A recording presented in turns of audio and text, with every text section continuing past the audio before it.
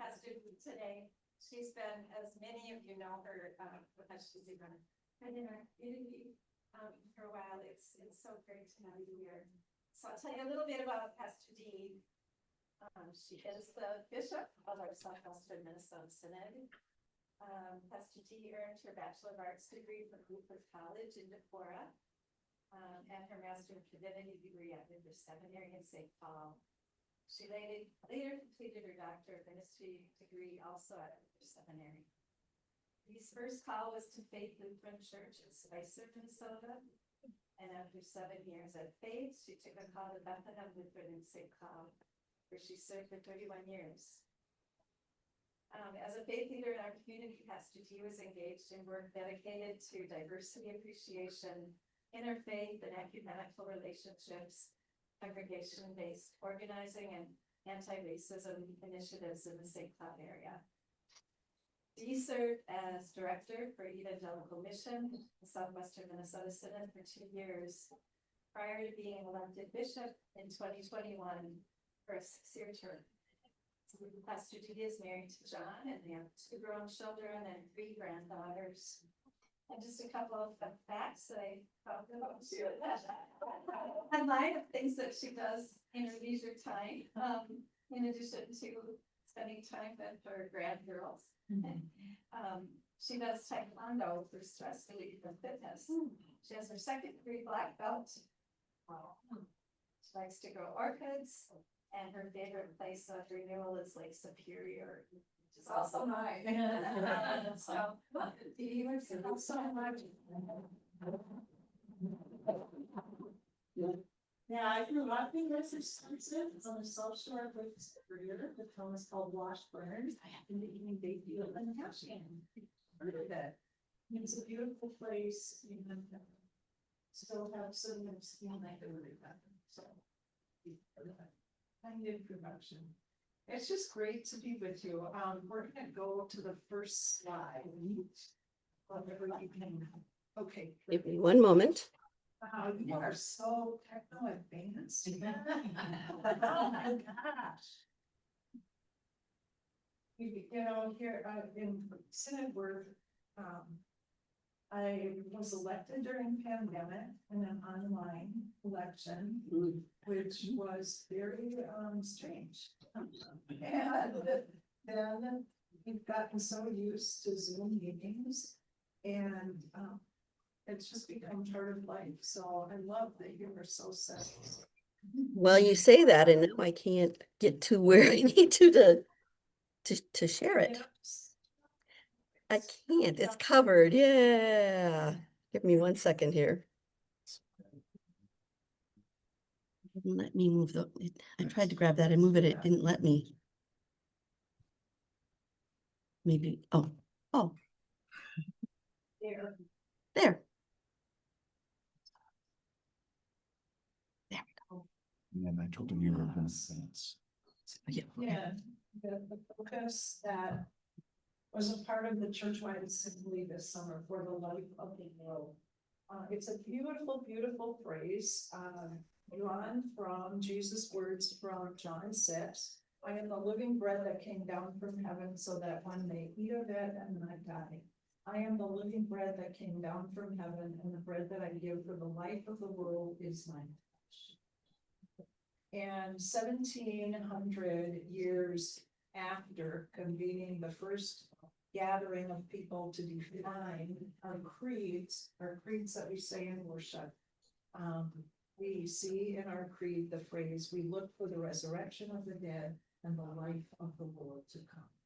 So thinking about how we are given such gifts by Jesus Christ, and that those gifts are for the life of the world, both life in Christ and for the life and well-being of every human being.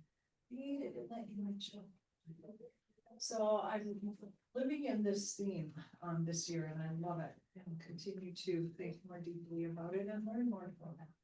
Go to the next slide. Talk louder. Talk louder? Yep. Okay. So when Bishop Elizabeth Eaton began serving as our presiding bishop, she had 4 statements that I love and continue to describe who we are as Lutherans. We are church. We're not a different organization. We are church. We are Lutheran, which brings a very important and distinctive theological foundation for us, our life and our proclamation. We are church together. That is, we're not alone. We do more, we do better when we're with others, not living in silos. And we are church for the sake of the world that God loves so much. And so there you see that quote from the Nicene Creed, the life of the world to come. And for all of us within those ancient creeds, today we confess the Apostles' Creed in worship. The Nicene Creed is spoken more on festival days or certain seasons. But rooted in those ancient creeds, we are called to live boldly in service to a world longing for healing, justice, and hope. So next slide. Here's some numbers for you, friends. In the ELCA, again, I mentioned 9,000 congregations, 4 million members. We're part of the Lutheran World Federation in 99 countries around the world. That's incredible. And that includes the Evangelical Lutheran Church in Southern Africa and our friends in the Southeastern Diocese there. Chris has been there, knows a whole lot about it. Have any others made that journey? I will be going to South Africa for the first time this December. So I'm looking forward to that. We had a trip planned 2 years ago. At that time, our synod minister, Naomi Mahler, was dying. So I made the choice to stay home and be with her, and that was really important as it turned out. We had a team go though, and 2 of the members of that team are going again in December. They've spoken here, Pastor Holly Holt and Randall. They've been going around for the last couple of years talking about the work there. And it is such a gift to us. Holly teaches pastoral care at Luther Seminary. And there is a seminary in Southern Africa that we're working on helping them rebuild. It kind of fell into shambles for a number of years, and now it's being renovated. And here's the gift of technology. Holly here, they're in our synod, teaches an online course in pastoral care for seminarians in South Africa. Nice. Just like I can barely wrap my mind around that. She's doing this course now and it's amazing. So the gift that we are to each other and what I know I will be taught by our friends there is very, very important. We go on these journeys together with the mentality and the theology of accompaniment. So that means we're walking with people. We're not going to, some the American bestowing all my gifts on you, struggling people in the Southeastern Diocese. No, we go with humility and thanksgiving and go to kind of, I think, be a sponge and learn from our friends there. And as I have heard, the importance of our presence with friends around the world, with global friends. Anything else on that, Chris? Oh, that's just been that theme of walking together as Yeah. well, all along. That was our intent as well, walking alongside. Yeah. There's a South African word for it, and I'm forgetting it right now, but it's beautiful. That means walking alongside. Yeah, it's not Siamamba. It's anyway. It can come to me, but likely after.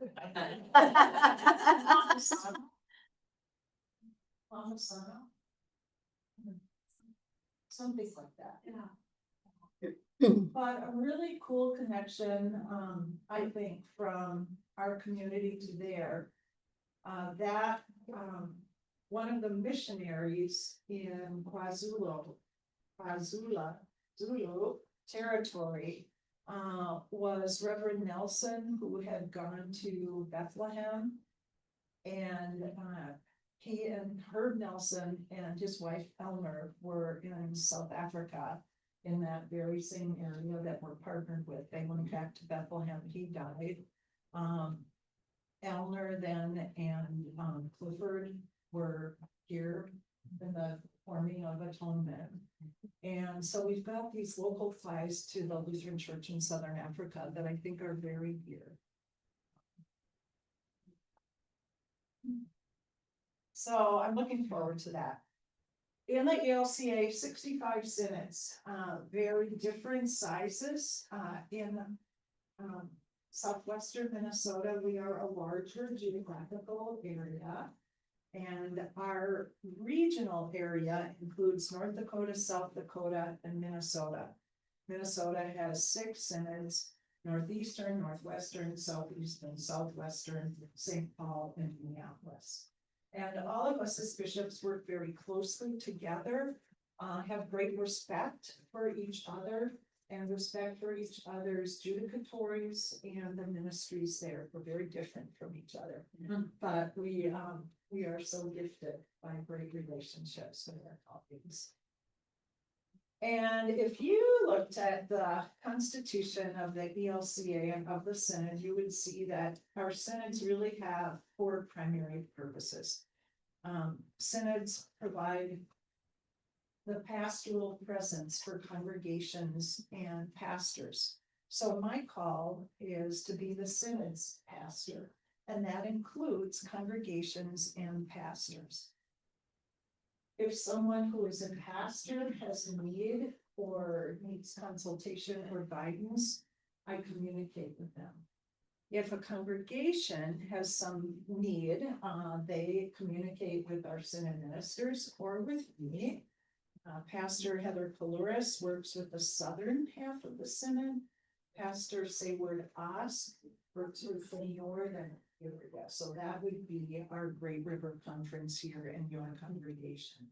And sometimes I am the one that congregation presidents communicate with about an issue or a conflict internally or with our church body.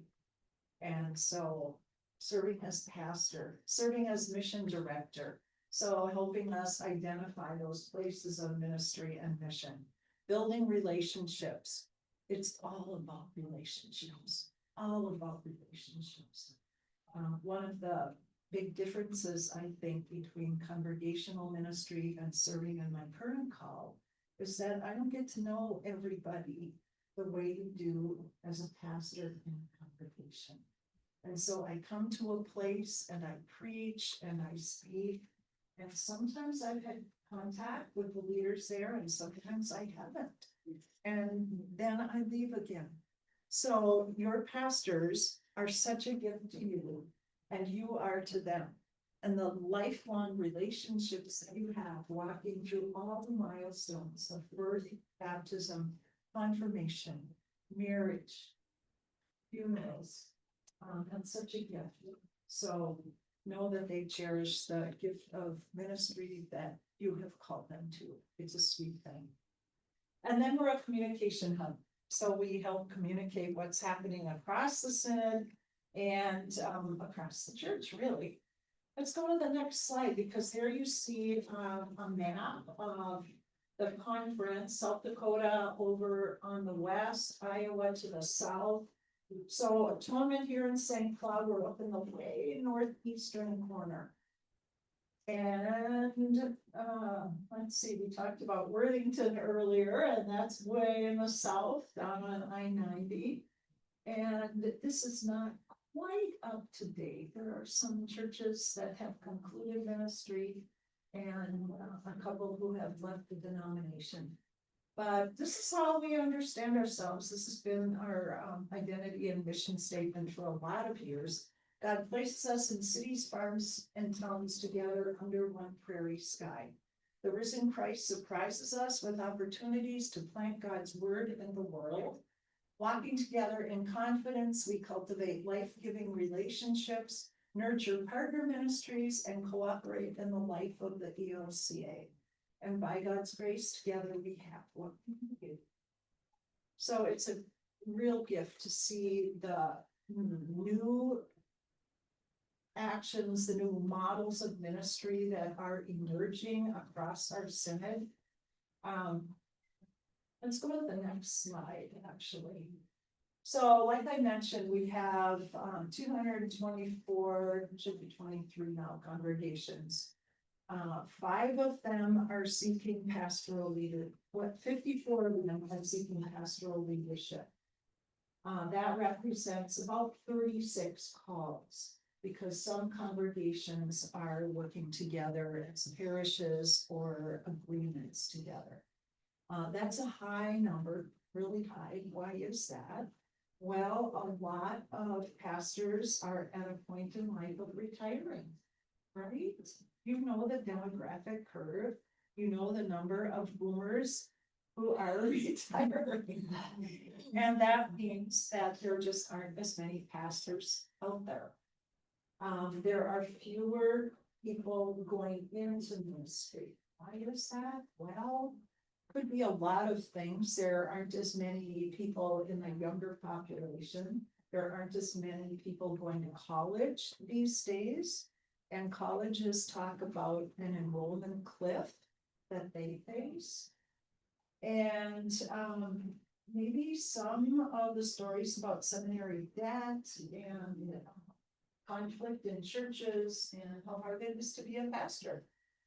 Sometimes people have the impression that, man, I don't want to go into something like that where they're making you up. So we're doing a lot of things to really help people think about ministry and care well for the pastors they have. One of the amazing things we see is the way the Holy Spirit is nudging people to think about ministry.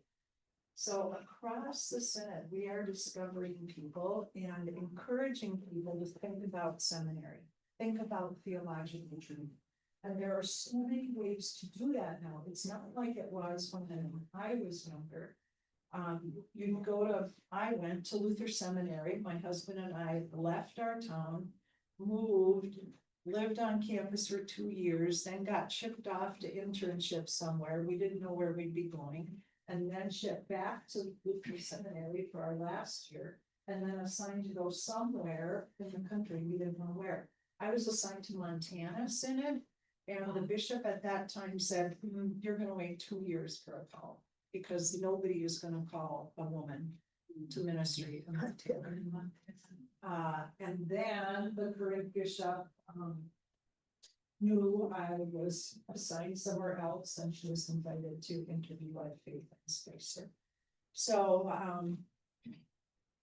it's just a whole lot more humane a process these days. So there are many lay people who have started to sign up for online courses. Luther Seminary has a program called Faith Lead. And people can start doing online courses one at a time or consecutively, or pile them up for a certificate and be ready to lead a congregation. Some people attend a regional training that we do, often up at Alexandria. And there are 6 courses in that, including courses like Bible, Lutheran theology, preaching, worship, sacraments, and pastoral care and administration. So we have a number of people who are a part of that program. The seminary has very low or no tuition at this point.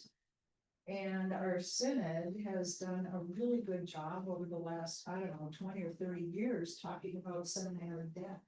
So we have very lovely scholarships for people thinking about seminary or helping to relieve seminary debt, which people in kind of that middle demographic ended up being socked with so much debt before all those scholarships and that development work had been done.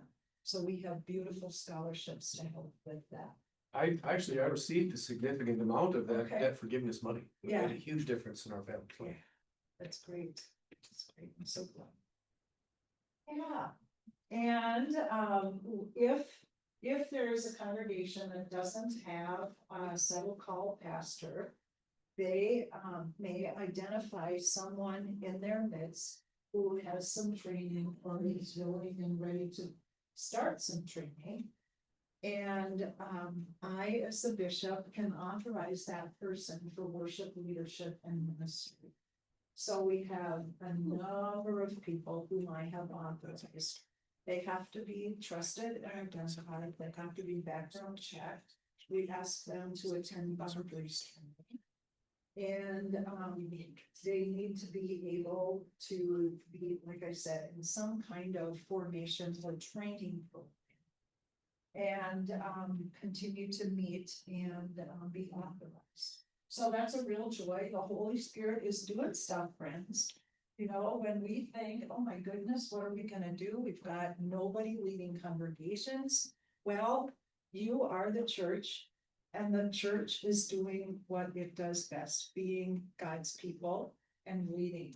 So we're really working to encourage people to think about seminary training in some shape or form. And then provide the supports and the mentoring to help sustain them in that ministry and keep learning.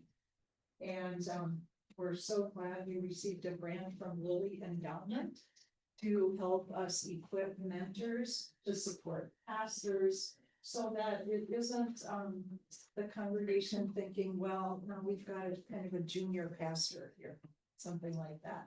But that person is there to lead them. And the amazing thing I see is that when congregations do not have a pastor, the church is the church, and they're still doing incredible ministry. They are not pastor dependent. They're living as the people of God right where they are. And so that's an amazing thing to see. Not the way church used to be, but it's the way God is shaping us and kind of reforming us, I think, from these days. Any questions on that? I also started as a sale. Did you? Yeah. Why not that? Yep, my papers are in Sibley County. That's where I registered to do my first wedding. Where I was goodness. not ordained, and Yeah. Bishop John was able to shuffle me out there to do an interim before. Wow. What's this, spam? Synod authorized minister. But it also stated for Synod authorized ministry. And so the way that ELCA does this is that I identify ministry that I But can sometimes we use your authorize samples. somebody to serve in, and that person becomes the same. Was Tim at our table that night? I was sitting with Bonnie and Tim. Nellie is a Sam. Yeah. Okay, that's, Yeah. he's out of Granite Falls or Yeah, his other. his location is Yellow Medicine. And he, and when Artisan did interim ministry for Granite Falls Lutheran, and for almost a year. Yeah, so beautiful, so gifted. And this usually starts out by, there's not a pastor, and somebody maybe says, hey, will you preach? Why don't we need somebody to preach this week? Why don't you tell your faith story? And so they asked Mary Ann to get up and tell her faith story. And she does it. Her first reaction is gonna be, oh, me? Are you kidding? But people do it. Do it. And then the Holy Spirit is working on their hearts. And they go, okay, maybe I do have some gifts that God has given me in ministry. And it becomes less terrifying and incredibly blessed. And they decide, oh, maybe I'll take one course online. So you don't have to leave your family. You don't have to leave your day job. You can take that course online. Dip your toe in the water, get hooked on it, and discover, maybe I'll take some more courses. So it's a real joy. It's just so incredible what God is up to these days. And it's an honor to be able to work with this process. Yes, we are. So You wanna go to the next one? yeah, Okay. let's keep going. Ministry is stronger together than honor. And so on the left side, you see some local ministry partners from colleges, camps, campus ministry, LSS, youth organization, Shalom Hill Farm, Shatak, and Wilka. And then our global partners, World Hunger, HIV/AIDS Ministry, Lutheran Disaster, LIRS, which has been significantly reduced in terms of their funding. People, there basically are not people who are refugees coming here. And so the primary support is for people who are already here. Lutheran World Federation I named, and Lutheran World View. Let's flip fast to, we need to stop in a minute. 10:30. Let's see here. Yeah. 10:30, I mean, we can go. Yeah. 10:30. Yeah. So, this summer, about 800 people, I think it is, participated in the churchwide assembly. This is the highest, decision-making body in the ELCA. It's every 3 years.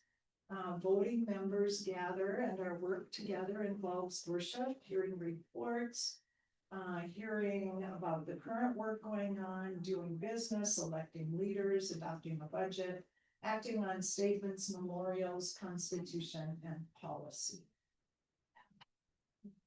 I don't know what is going on. It's not an attitude today. Just tell me one more about that. One more? This one? Sure, yeah. So, Weird things. I don't know. so. Any more? I have Feel like- Yeah, it's an exciting assembly. We elected a new presiding bishop, Bishop Yael Curry. He had been, being candidate, so he had been a Synod authorized minister. And I want to read you what he said about this. He's, been the bishop in Chicago area Synod. He's amazing. He's gonna be great. So when he was elected, this is what he said to the assembly. He said, "I'm what a return on your investment looks like. Perhaps I'm out there in one of you. I never saw myself as good enough. So for 2 years, I said no to a call to ministry, right? Thinking about training. I finally said yes. And when I said yes, your support, this church's support of that ministry meant everything. So if you want to know what your benevolence dollars look like, it looks like me. And I want to say thank you. Thank you for your investment." So we had been through the 2-year team training process, and was a mission developer then, and then finally a pastor. So he's bringing great gifts to our church body, and I'm excited for that. Let's see, let's just do a couple more fast, because one of the things that we see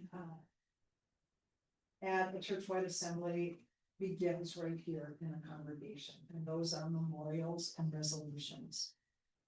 A memorial is a way that we talk to each other across this church. So a congregation may have an idea about a certain thing or issue, and you would bring that idea to your congregation. Your congregation would say, yes, we're gonna take a stand on that. We're gonna ask the larger church to take a stand on that. So you bring it to the conference assembly. So that's our area from here over to Foley, down to Becker, over to, Sock Center. yeah, that would be the farthest. So we would bring it to our conference assembly. So if you want to get in on that, be a voting member at your conference assembly. The conference assembly sends it to the Synod assembly, which meets in June. And the Synod assembly can send it on to the next churchwide assembly for 2028. Does that really work? It does, friends. Back in, I always lose the year. But there was a pastor speaking about sex trafficking of children, especially. Pastor Al Erickson. And he went around talking to welcome groups in our synod and around the state about this danger. He developed a curriculum focusing on how to prevent this. And it was after the time when we all knew Jacob Butterling had been abducted, we didn't know he had been killed. And our congregation picked up a memorial that was kind of a model to say the church needs to deal with abuse of children and sex trafficking. So our congregation passed it, it went to the conference assembly, it went to the synod assembly, it went to the church-wide assembly, and became a message. And I happened to be serving on a church-wide church council when that came through, and was able to be a part of the process of having this message adopted by our church body. And so if we ever think, oh, we're just a congregation here, we don't make a difference, ELCA doesn't care about us. You do. You have a voice and you make a difference. And so this year there were 87 memorials that came to the assembly. There's a memorials committee that sorts them, categorizes them, and then they are adopted by the assembly or not. That's about a 2-hour presentation right there. And maybe that's enough for now. The assembly also adopts social statements, and those grow out of, again, requests from local congregations and beyond to study a certain topic. Well, let's go to more.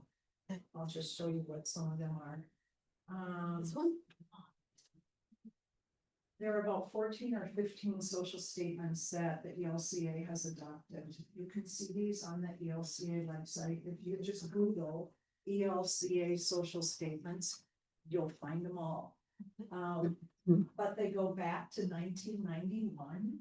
And the most recent one, recommendations on the human sexuality social statement, some language updating for that. Now, if this assembly took place, and then in 2028, there will be additional recommendations and a big review of it. But you can see the diversity of topics. The one that was adopted this year is also great faith and civic life. So in this time when we live in such politically charged times and don't know how to talk about civic life and how we as Christians engage in civic life, this is a great resource that gives us an opportunity to have a document to study and talk about. It's not a papal decree. It's not something that every person is going to agree with every sentence of, right? But it's a study document that can guide our conversation and our teaching and our understandings. So that's maybe enough. Maybe let's go to the last slide. Can you tell me when I get there? Keep going. Yeah, it says we are church together. There we Yeah. go. It is Christ that makes us one. We all know that life as the church isn't just simple, it gets kind of messy sometimes. And that's what the assembly was like sometimes. That's what synod life is like sometimes, right? Our constitutions give us consistency across the church. We all bring a whole lot of different gifts to our life together as congregations. We're connected, congregations in this church life, so that we can do God's work with our hands. Whew, I'm gonna stop there, and there's a few minutes for you to make comments or ask questions. One of the questions that people have asked is where our synod values go? How would you describe to the group, you know, how are the mission funds that we send to you, how are they used? Yeah, mission support is shared beyond the ELCA by 50% right now. Beginning in the next year, it will be reduced to 48%. And so all of those ministries that you saw named on that right-hand column, from Lutheran World Relief to Global Mission, all of those are recipients of the portion that we send on to church-wide. And then the other 50% stays in the synod to do the ministry of the synod.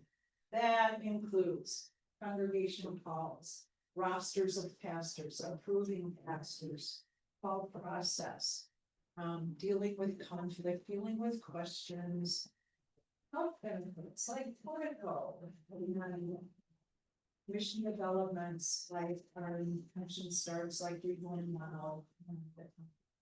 Mantras. And good mantras. So that ministry is one that spreads us out across the synod.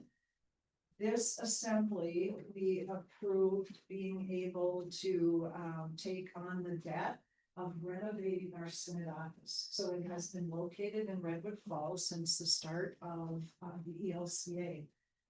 And with the change of work patterns and locations and technology, there have been 2 or 3 of us rumbling around in an 8,000 square foot building for the last couple of years. And so we had the opportunity to consider taking on a tenant, which we're doing, and it is Antonson Thompson that has had an office in Redwood Falls. So they have been moving in. And we are in good financial shape, we have good reserves, so rather than take out a loan from the Mission Investment Fund, which has, as you can imagine, pretty high interest, we're borrowing from ourselves. And we'll be starting a little campaign in the synod to help pay ourselves back. We're calling it Rooted in Redwood, Flowing into the Future, bringing healing and hope to the world. So you'll hear more about that, but we're excited about the change that will come. They are moving into space that is pretty much as is ready, except they're doing a bunch of painting and stuff. And we're moved over to a large meeting room, so at times it's Maggie, Kristen and I in the large meeting room at a lecture table or a round table. And Tammy at another area, and then employed staff come in 1 day a week. And pretty soon renovation is gonna happen on the north end. So we're kind of in chaos right now. If you ask me to find a certain file, I probably and we're trying not to drive each other crazy. I'm trying to do that because I think a lot. And I'm trying to just, okay, stop talking so much because people are trying to get their work done. So it's a really interesting, challenging time. We know it'll be good when we get to the completed portion of the building. But it's gonna be like this for 3 or 4 months. Yeah. Other questions? I'm curious, maybe this is more on the national level, but. And maybe I'm not aware of it, but it doesn't seem that there are resources for, you know, issues, not financial issues, for example, dealing with insurance right now. Yeah. Maybe, building for safety, things of that nature. Are there resources like that? Yeah, there are, on the ELCA website, you can go to one of the tabs. I think the website can be kind of confusing because it asks you a bunch of filters before it gets you to where you want to go. But there are some lovely documents, for instance, for congregational treasurers. And there are a lot of PDFs that can be used to guide a treasurer's work, for instance. The world of insurance is challenging in a lot of places. We have, and a lot of churches have Church Mutual, which, because of the changing disasters that have hit various parts of the synod, not the synod, the country, all insurance rates are going up so astronomically. And Church Mutual has been canceling congregations that have an old building, for instance. And so that's a real issue.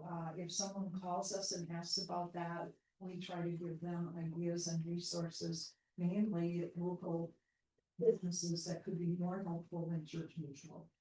But we continue to work with them, but they have a great website and great resources. When I was at Bethlehem, we went to a training sponsored by the Lake Park Police Department on church safety and security. Yeah. And I talked to that trainer again, and I'd like to have her come and do a training in our area or region or something. But she's great and helps you think about weather safety, containment, lockdown, and calamity in that area, for instance. So it's a really great training. I think we need to pick it up and do more with it. And churches are really trying to look at how do we keep our people safe. Right.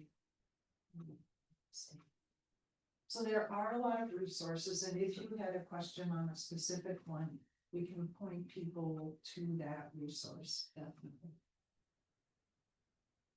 We still have Lutheran campus ministries.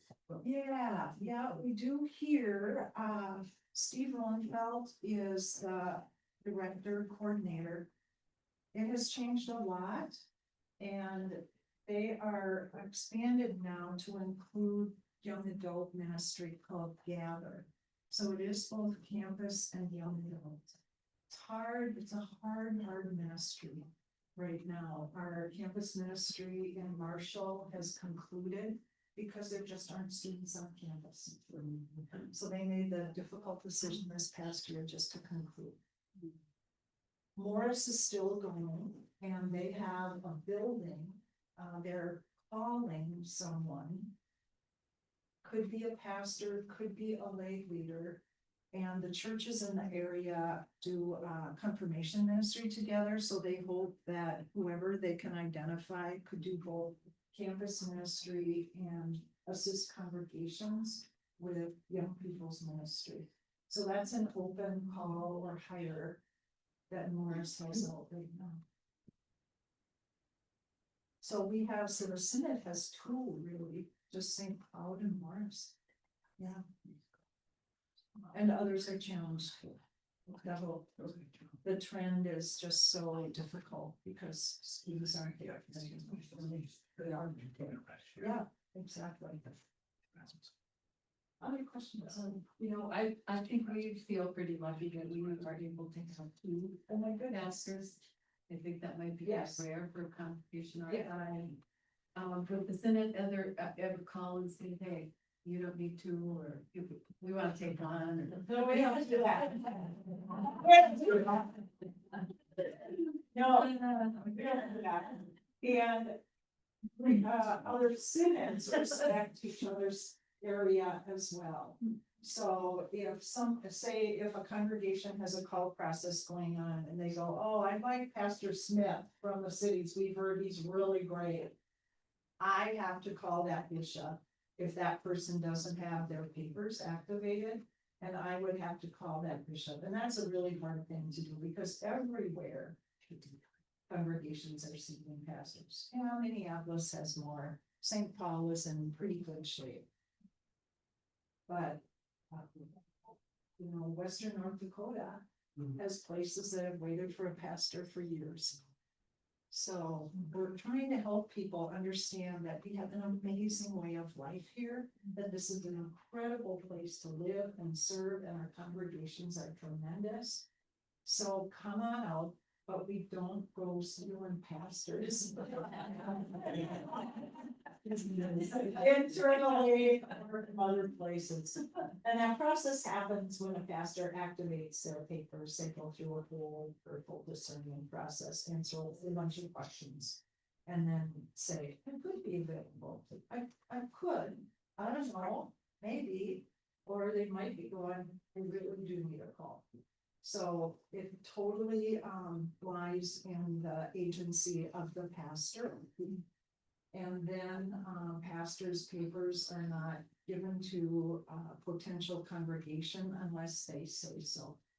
So again, it's very different. In my time, it might have operated a little differently. But we do this in a very respectful way, we hope. And try to have open communication and respect in the process. Which is where I think the constitutions and process really are grounded on consistency. So that we're all treating one another consistently across synods and across the church. Thank you so much. I was just gonna say, it will be interesting when you go to South Africa. Yeah. When I was there, that was 20 years ago, the pastor situation was similar to this. And so the pastor I got to know best was serving about a dozen congregations. Yeah. And so then it was late people. Yeah. But, you know, fill in, and then he would travel Yeah. to New York, Yes. these various organizations, but And that's happening in our country now. And think about it, it's the way our congregations were organized. It was lay people who gathered together 100 years ago and said, more than that, 150 and 100, said we'd like to have a congregation. So they organized themselves. And then it was only later that there were traveling pastors who would come, provide sacrament, and kind of be circuit riders, right? And then later theological education was more organized, and that settled call pastor process began. But it was y'all as lay people who organized the churches, and you led the way, and we're so grateful. Thank you. thanks so much for